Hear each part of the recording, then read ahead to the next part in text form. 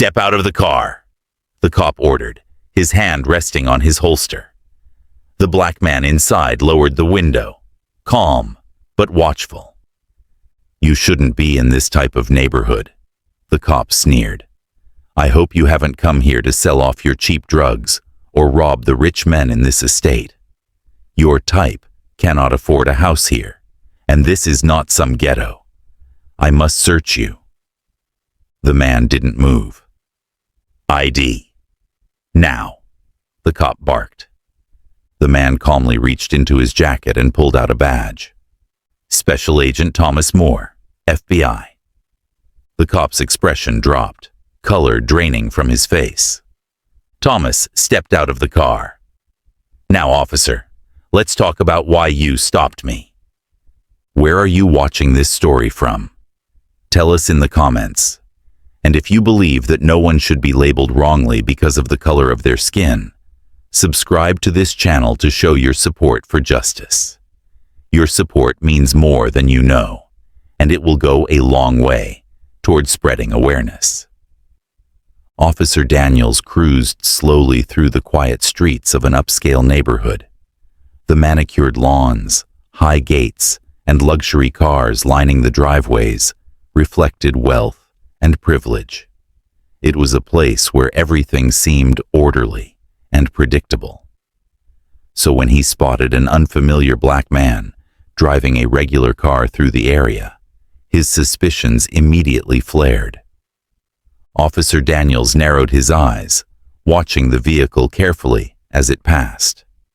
The man behind the wheel wasn't speeding, but Officer Daniels didn't like how out of place he thought he looked.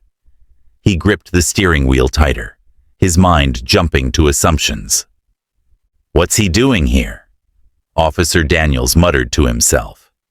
"Doesn't look like a resident. Probably trying to rob the neighborhood." He flicked on his lights and pulled the car over.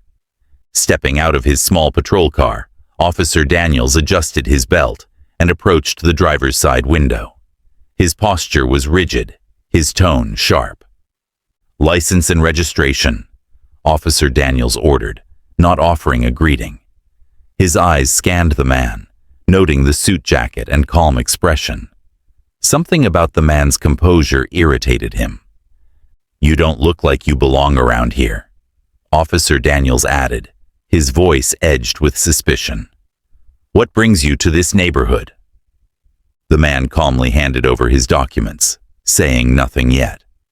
Officer Daniels glanced at the ID, but didn't care to read the name. "You shouldn't be driving through here. People pay good money to live in safe areas like this. We don't need trouble," Officer Daniels continued. His tone, though firm, betrayed something deeper, an assumption about who this man was and what he might be doing. Officer Daniels crossed his arms, his expression stern. He took a step closer to the car, eyes locked on the man behind the wheel. "You shouldn't be in this type of neighborhood," Officer Daniels said, his tone sharp. "I hope you haven't come here to sell drugs or rob the rich folks in this estate. Your type can't afford to live here, and this is not some ghetto." The man remained quiet, his gaze steady. His calm demeanor only irritated Officer Daniels more. "I must search you," Officer Daniels added, stepping closer. The man didn't move. "You have no reason to search me," Officer Daniels scoffed. "No reason? You're suspicious. You don't belong here. Either you're dealing or casing houses. So, which is it?" The man sighed, reaching slowly into his jacket. Officer Daniels instinctively tensed, his hand moving toward his holster. The man pulled out a badge and held it up. "Special Agent Thomas Moore, FBI," he said firmly. His voice was calm, but there was no mistaking the authority behind it. Officer Daniels froze, his face paling. His eyes darted from the badge to Thomas's unwavering gaze. "FBI?" Officer Daniels stammered. "That's right," Thomas said. "And now, Officer Daniels, we're going to have a serious conversation." I hope you have hit the subscribe button to show your support for FBI Agent Moore. Do so right away. FBI Agent Thomas insisted that they go to the station, where he intended to file a complaint for racial profiling. As they drove to the station, Officer Daniels gripped the steering wheel tightly, his knuckles white as he drove toward the station. The air inside the patrol car was thick with tension. Thomas Moore sat in the passenger seat, calm but watchful, his FBI badge resting on his lap. Neither man spoke for the first few minutes, the silence growing heavier with each passing mile. Officer Daniels cleared his throat. "Look, I'm not a racist," he said, his voice defensive. "I was just doing my job. There's been suspicious activity in that neighborhood." Thomas didn't react right away. He stared out the window before finally turning to Officer Daniels. "Doing your job?" Thomas repeated. "Your job is to protect and serve, not to make assumptions based on skin color." Officer Daniels shook his head. "It's not like that. You were driving through a wealthy neighborhood, and people have been reporting break-ins. I had to be cautious." "Cautious," Thomas said quietly, "by stopping a man you knew nothing about. You didn't ask questions. You assumed. That's what prejudice is, making judgments without knowing the facts." Officer Daniels glanced at Thomas, uneasy. "I'm not the only one who does it. This is how I was trained. My first partner taught me everything." Thomas leaned back in his seat, crossing his arms. "Tell me about him." Officer Daniels sighed, the memories surfacing. Years ago, a young Officer Daniels had started his career eager to make a difference. His first partner, Officer Bradley, was a seasoned veteran who had seen it all. Bradley was tough and unfiltered, passing down his views without hesitation. "You see that guy?" Bradley would say, pointing out men on the street. "You can tell what they're up to just by looking at them. You've got to trust your gut, Officer Daniels. Don't wait for trouble. Stop it before it happens." Officer Daniels admired Bradley's confidence back then. The older cop always seemed to know who was trouble and who wasn't. Over time, Officer Daniels started to believe it too. He stopped asking questions and started making assumptions, just like Bradley had taught him. "I wasn't always like this," Officer Daniels said quietly. "I wanted to do good. But you hear things, see things. It changes you." Thomas studied him for a moment before speaking. "I get it. I've seen good people get twisted by bad habits. But that doesn't make it right." Officer Daniels glanced at him. "You don't know what it's like on this side. You wouldn't understand." Thomas raised an eyebrow. "I don't understand?" He took a deep breath. "I grew up in a rough neighborhood, single mother. People looked at me and saw a criminal before I ever did anything. They didn't expect me to succeed, but one officer did." Officer Daniels listened in silence. "Officer Reynolds," Thomas continued. "He wasn't like the others. He didn't judge me for where I came from or what I looked like. He saw potential, not problems." Thomas smiled faintly. "He pushed me to stay in school, helped me get into the academy. Without him, I wouldn't be here today." Officer Daniels frowned. "A white cop?" "Yeah," Thomas said, "because not all cops are bad, just like not all black men are criminals, but too many people forget that." Officer Daniels gripped the wheel tighter. "So, what now?" Thomas glanced at the station ahead. "Now? You take responsibility. Change starts with accountability." Officer Daniels pulled into the police station parking lot, his nerves on edge. The drive had been tense, but what awaited inside was worse. He knew Chief Harris wouldn't be happy. Officer Daniels had made mistakes before, but this time, he'd messed up big. As they stepped inside, Chief Harris stood waiting near the front desk. His arms were crossed, his expression hard. "Officer Daniels," Harris said firmly, his gaze shifting briefly to Thomas Moore. "My office, now." Officer Daniels followed, his heart pounding. Thomas walked in behind him, calm and collected, with his badge still visible. "Do you agree that the world will be a much better place if people didn't see color? Have you had any experiences like this yourself, or has anyone you know experienced racial bias? Let us know in the comments." Inside the office, Harris didn't waste time.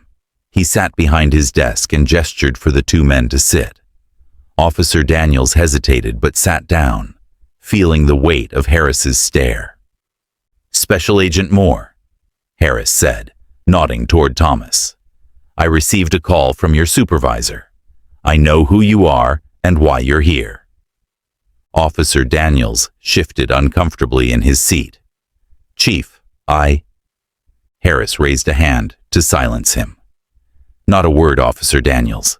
This isn't the first complaint I've received about you profiling black men. But now, we've got an FBI agent involved.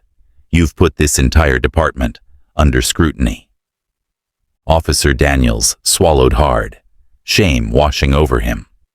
Harris turned to Thomas. "Agent Moore, you have my full cooperation. I want to make this right." Thomas nodded. "Thank you, Chief Harris. But fixing this isn't just about one officer. The issue runs deeper." Harris leaned forward. "We're listening." Thomas pulled out a folder from his briefcase and placed it on the desk. "This is a report on your department's practices over the last year. There's a pattern of implicit bias. Stops and searches disproportionately targeting black and minority individuals." Harris opened the folder, his expression growing more serious as he skimmed the pages. Thomas continued, "I recommend implementing mandatory training for all officers on recognizing and addressing implicit bias. It's not enough to say you're not racist. Officers need to be aware of their assumptions and how those assumptions impact their actions." Harris nodded slowly. "We'll get it done. I won't let this department's reputation be destroyed by unchecked prejudice." Officer Daniels shifted in his chair. "Chief, I didn't mean—" Harris cut him off. "Enough, Officer Daniels. You've crossed the line too many times." Thomas turned to Officer Daniels, his gaze steady. "Do you know why I was really here today?" Officer Daniels frowned, confused. "Because I pulled you over?" Thomas shook his head. "No, I was assigned to investigate you." Officer Daniels froze, his face pale. Thomas continued, "I've been monitoring this department for months. You weren't just a random cop who pulled me over. I've been watching your stops, your reports, your patterns, and today, you proved exactly why I was sent here." Officer Daniels sat in stunned silence, the weight of Thomas's words crushing him. Harris spoke again, his voice cold. "Officer Daniels, you've got two choices. You either accept responsibility and work to change, or you hand in your badge. There's no middle ground." Officer Daniels lowered his head. I understand." Thomas stood, ready to leave. Accountability is the first step toward real change. It's up to you what happens next. Officer Daniels drove home in silence, his mind racing with everything that had happened. The confrontation with Agent Moore, Chief Harris's disappointment, and the realization that he'd been under investigation all along weighed heavily on him. He parked in the driveway and sat there for a moment, staring at his house, the place where he was supposed to be a role model, a protector. Now, all he felt was shame. When he walked through the front door, his wife, Lisa, was waiting for him. Her arms were crossed, her expression a mix of worry and frustration. "Tom, what's going on?" she asked. "I got a call from the station. They said an FBI agent was involved." Officer Daniels sighed, setting his keys on the table. "It's complicated." Lisa shook her head. "No, it's not. You pulled over a black man, an FBI agent, because you assumed he didn't belong. How could you do that?" Before he could answer, his teenage son, Ryan, stepped into the room. His face was tense, his eyes filled with anger. "You embarrassed us," Ryan said. "Everyone at school is talking about it. They say my dad's a racist cop." Officer Daniels flinched at the word. "Ryan, it's not that simple." Ryan's voice rose. "Isn't it? You thought he was a criminal because he's black. That's racism, Dad. How can you teach me to treat people with respect when you don't?" Officer Daniels opened his mouth to argue but stopped. He couldn't deny what he'd done. Ryan crossed his arms. "I'm ashamed of you." Those words hit Officer Daniels harder than anything Harris or Moore had said. He sank into a chair, rubbing his face with his hands. His family watched him in silence, waiting for an explanation, but he had none. As he sat there, memories of his own childhood flooded his mind. Do you think Officer Daniels learned his lesson and would do better? This is why your support is important, so we can sensitize and reach more people. Support by hitting that subscribe button right away. Officer Daniels grew up in a small town, raised by a strict father who had very clear views on race. His father often spoke harshly about people who looked different from them. "People like us have to stick together," his father would say. "You can't trust outsiders.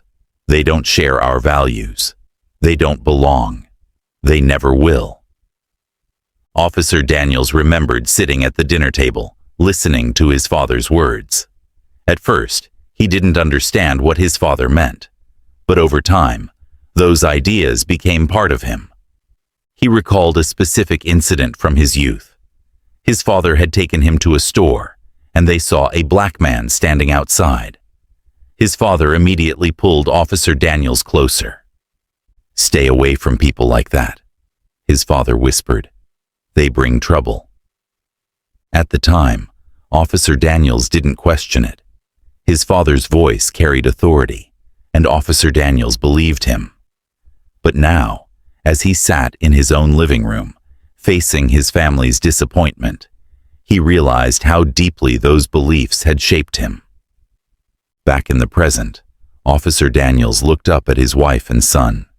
His voice was quiet, filled with regret. "I was wrong," he admitted. "I've let my past control my actions, but I need to change. For you, for myself." Ryan's expression softened slightly, but the pain was still there. "Then start now," Ryan said. "Be better." The next day, Officer Daniels sat in Chief Harris's office, his head lowered. He knew what was coming: suspension, maybe even termination. The shame of his actions weighed heavily on him. He glanced at Thomas Moore, who stood by the window, silent and thoughtful. Finally, Thomas spoke. "Chief Harris, I have a suggestion." Harris raised an eyebrow. "I'm listening." "Instead of firing Officer Daniels," Thomas said, turning to face them both, "let him serve the community he's harmed. Assign him to the youth program at the community center. He needs to see the people he's been profiling as individuals, not stereotypes." Officer Daniels looked up, surprised. "You want me to work with kids?" Thomas nodded. "Yes. It's not about punishment. It's about change. People can change when they confront their biases head on." Harris considered this for a moment. "I'll approve it. But Officer Daniels, this is your last chance. If you don't take this seriously, you're done." Officer Daniels swallowed hard. I understand. The following day, Officer Daniels stood awkwardly in the community center, watching a group of teens play basketball. They were mostly black and Latino, laughing and shouting as they ran across the court. He felt out of place. The program director, a woman named Carla, approached him. "You must be Officer Daniels." "Just Daniels," he said, feeling uncomfortable. "I'm here to help." Carla gave him a long look. "Let's see if you're really here to help." She introduced him to a group of boys who were sitting on the sidelines. Officer Daniels noticed their wary expressions. "This is Officer Daniels," Carla said. "He's going to be helping out around here." The boys exchanged glances, clearly skeptical. Officer Daniels felt their mistrust, and it stung. Over the next few days, Officer Daniels struggled to connect with the kids. They kept their distance, and he wasn't sure how to bridge the gap. He showed up every day, though, determined to follow through. One afternoon, he noticed a boy sitting alone, staring at the basketball court. Officer Daniels recognized him as Jamal, one of the quieter kids. Officer Daniels sat down beside him. "Why aren't you playing?" Jamal shrugged. "Don't feel like it." Officer Daniels nodded, unsure what to say. "I used to play when I was your age." Jamal glanced at him. "Yeah? You any good?" Officer Daniels smiled faintly. "I wasn't bad. Want to see?" Jamal hesitated, then nodded. They walked over to the court, and Officer Daniels picked up the ball. He showed Jamal a few moves, and soon the boy was smiling and laughing. It was the first real connection Officer Daniels had made. Over time, things started to change. Officer Daniels got to know the kids better. He heard their stories about their families, their dreams, and their struggles. They weren't the criminals he'd once assumed. They were just kids trying to find their way in a tough world. Officer Daniels began to see how his assumptions had hurt people. He saw how dangerous, unchecked bias could be. One day, Carla approached him. "You're doing good work here." Officer Daniels nodded, his voice quiet. "I'm learning more from them than they are from me." Carla smiled. "That's how change happens." Officer Daniels looked out at the kids playing, a sense of purpose settling in his chest. For the first time in a long while, he felt like he was making a real difference. Officer Daniels stood near the basketball court, watching the kids play. He had been volunteering at the community center for a few weeks now, and though it still felt unfamiliar, he was beginning to feel a shift inside himself. The kids no longer kept their distance. Some even waved when they saw him. It was progress.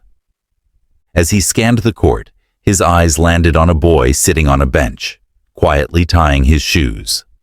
The boy looked about 13, with the same messy hair and serious expression as Officer Daniels' own son, Ryan.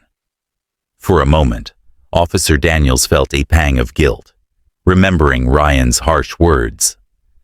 "I'm ashamed of you." He approached the boy, offering a smile.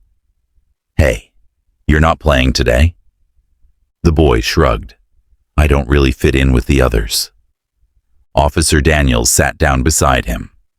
"What's your name?" "Malik," the boy replied softly. Officer Daniels nodded. "Nice to meet you, Malik. You remind me of my son." Malik looked up at him, curious. "You have a kid?" "Yeah, he's about your age," Officer Daniels said, his voice thoughtful. "You'd probably get along." As they sat in silence, a woman approached. Her face lit up when she saw Malik. "There you are. I've been looking for you." Malik stood up. "Mom, this is Mr. Officer Daniels. He's been helping out here." The woman's smile froze when she heard the name. Her eyes widened in recognition, and her expression hardened. Officer Daniels noticed her change in demeanor. "Do I know you?" Officer Daniels asked, confused by her reaction.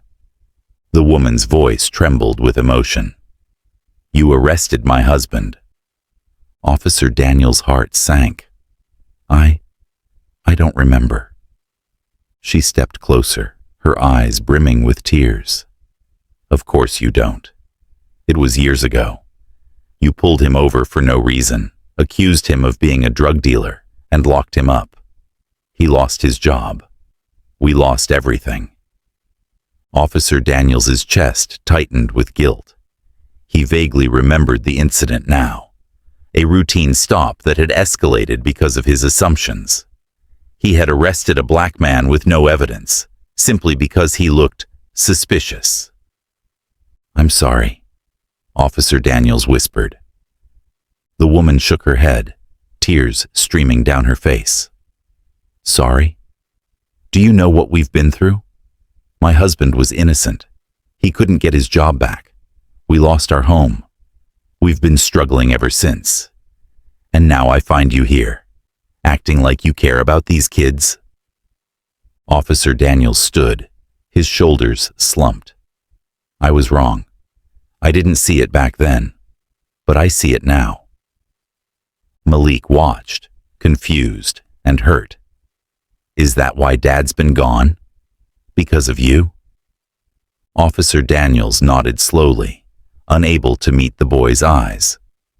"Yes." Overcome with guilt, Officer Daniels turned to face the entire group. The kids, their parents, and the staff had gathered, drawn by the emotional scene. "I need to say something," Officer Daniels began, his voice shaking. "I've made mistakes. I've judged people unfairly. I hurt families like Malik's because I let my biases control me." He took a deep breath. "I'm sorry.